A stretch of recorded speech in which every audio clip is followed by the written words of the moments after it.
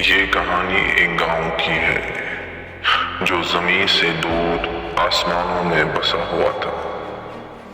गांव में एक चालाक बच्चा रहता था जिसका नाम मुरली था।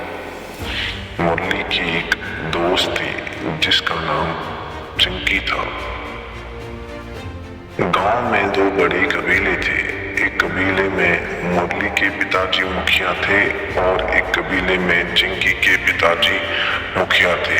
दोनों कबीलों के लोग हमेशा लड़ते रहते थे। एक दिन गांव के बीच में खड़ा महारक्षक पेड़ जो इंसानों और जानवरों के बीच का संतुलन बनाए रखता था, अचानक मुरझाने लगा।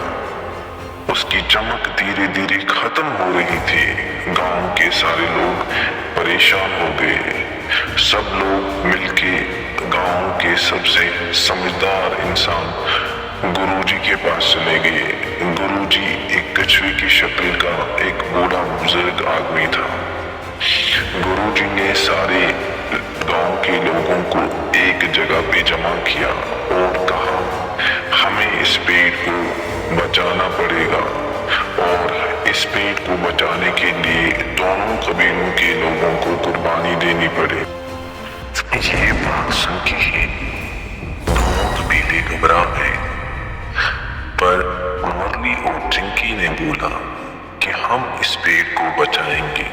अब बच्चों का साहस देख के दोनों कबीलों के लोग तैयार हो गए पेड़ को बचाने के लिए। गुरुजी ने कहा कि आप लोगों को एक नई दुनिया में जाना पड़ेगा और वहां पे कुछ शैतानों का सामना भी करना पड़ेगा। इस बात पे सब लोग राजी हो गए। गुरुजी ने एक मंत्र पढ़ा और एक नई दुनिया का दरवाजा खुल गया। सफर पे जाने से पहले गुरुजी ने इन लोगों को समझाया कि क्या करना है वहां जाके, और ये भी समझाया कि मुसीबतों का सामना कैसे करना है। गुरुजी ने मुरली और चिंकी को एक पत्थर दिया और बोला कि जब ये चमकने लगेगा तब जोर जोर से महारक्षक महारक्षक चिल्लाना। अब ये सब लोग इस दरवाजे से अंदर चले गए। ये एक जादुई नगरी थी। यहाँ जाके इन लोगों को अलग अलग चीजों का सामना करना पड़ा।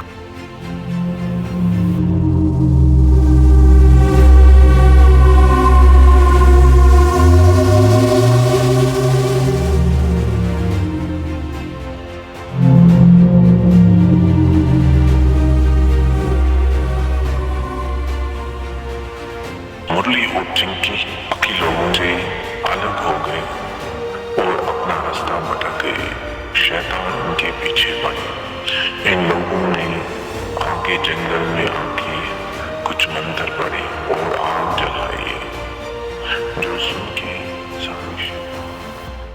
अब गुरुजी ने इन लोगों को जहाँ पे पहुँचने के लिए बोला था, अब ये सारे लोग वहाँ पे पहुँच गए। लेकिन सफर के अंत में इन लोगों का सामना कुछ बड़ी शैतानों से हुआ जिनको हराना मुश्किल था इन लोगों के लिए। उन शैतानों का मकसद था गांव की शांति को तोड़ना और अपना राज्य कायम करना। शैतानों ने अपने काले जादू से सबको अलग अलग करने की कोशिश की।